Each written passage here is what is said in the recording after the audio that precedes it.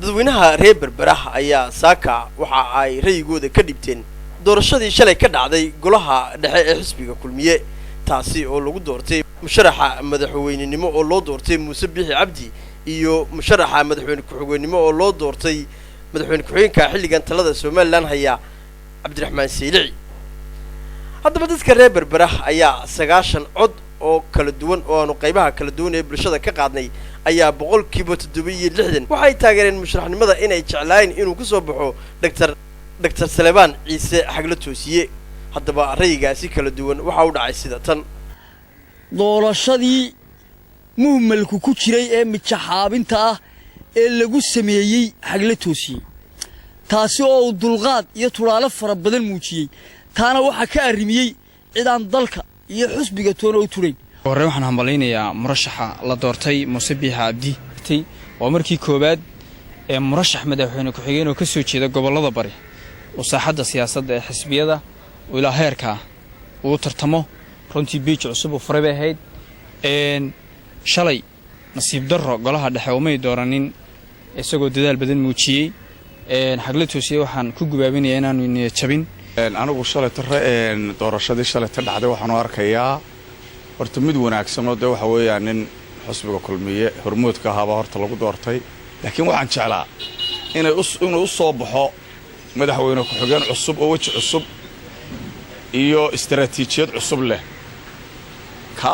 madaxweyne ku-xigeenka hore anigu totally man raacsanayn muuse isaga cidilama tirsamaynin waa aqlabiyadii golaha ayaa 344 aad baan urtaa u taageersanahay yaa jecladay inay ku soo baxaan musharaxa madaxweyne ku-xigeen waxaan gudoomiye Muuse Biixi Cabdi may ku-xigeenka musharaxnimada ku-xigeen musharaxnimada waxay cidideen ilaahay dasiyo ayaan jeclaa laba nin baa tartan galay qof uu buu niyada ku hayay keebad niyada ku hayay waxaan niyada ku hayay inuu ku soo baxo Saylici waxaan aad u taageersan marka rayay ka hadlo madaxweyne ku-xigeenka Xagla Toosiye runtii anigu waxaan taageersanaa horta Maxamed Biixi Yoonis laakiin taasi ma dhicin waxa xilkii loo dhiibay Muuse Biixi waxaan oran karaa waan duceynayaa horta Muuse Biixi ilaahay xilka ku aasto laakiin halka kale waxaan taageersanaa Xagla Toosiye taasina ma dhicin waxaan aad iyo aad u hambaleynayaa shalay doorashadii ka dhacday magaalada Hargeysa golaha dhexe xisbiga kulmiye waqtigan waxay ku fiicneed in qalbin bariga laga dhigo madaxweyne ku-xigeenka maadaama labada xisbiga kale ay ka sharaxan yihiin reer Boorama waxay gudoomiyaha helay gobolka Boorama bariguna waxa weeye wuxuu ka mid yahay Soomaaliland dhulka ugu waaweyn in la siiyaan ku raacsanaa bariga ku-xigeenka ka war arinkii kale musharaxa madaxweyne ku-xigeen waxa weeye waxaan ku raacsanay doorashada hore Cabdiraxmaan Saylici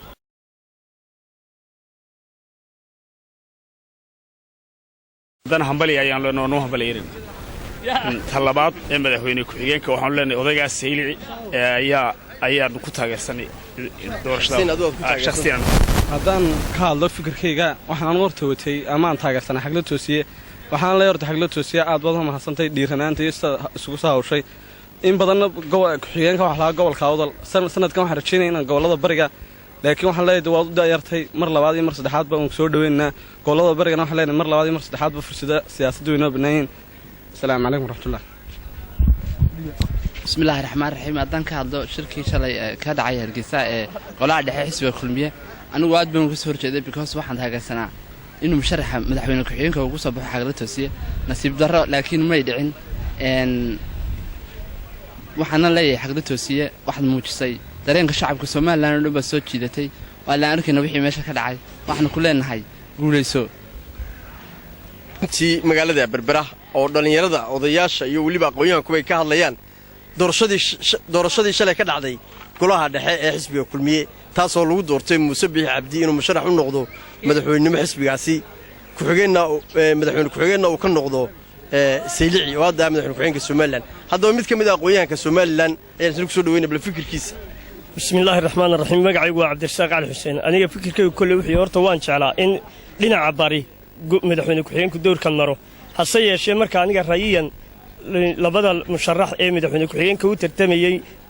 aan magaranaysaa fikirkeyga ka dhiibto aan waxaan soran lahaa Saylici ayaan taageersanaa sababtu waxa weeye waa nin degan oo heli cibaado ah halka lagu xanto bahalkii ninka la yidhaahdo bahalkii nin yaro fudud oo ma garanaysaa cadho badan sidaa awgeed aniga fikirkaygu wuxuu ahaa mar walba inuu ku soo baxo saylici sidaasaana dalkiiyo dadka baanu arkaya inuu wanaagsantahy ta musabixiisaad warkiisa ta musabixi isaga waan soo dhaweynaya aad iyo aad xasan jaamac haddaan ka hadlo doorashadii shalaha ka dhacday ee dhex martay madaxweyne ku-xigeenka jamhuuriyadda somalilan iyo wasiirka caafimaadka xagla toosiyo runtii khaladaad badan waan ka xunnay haddaan nahay taageerayaasha xagla toosiyaan marka horeha ee ku taageersanaa dhallinyarnimadiisa iyo xagga barigana un budina markii hore waxaan jeclaan lahaa ay raacdo madaxweyne ku-xigeenku xagga bariga waayo galbeedku 2 jeer ayuu soo maray madaxweyne ku-xigeenku cabdiraxmaan maxamed saylici 2 jeer buu soo maray markan iyo markaan ka tanaasulahay markaan waxaan jeclaa runtii khaladaad badan ayaa ka dhacay shalay markii la kala gurayay 2 jeer ayaa codka lagu kala noqday oo la kala tiriyay kala gurustii iyo kala xulustii runtii annagu waan ka xumaanay khaladaadna u dhacday marka annagu waxaan taageersanaynaa wasiirka caafimaadka xagla toosiye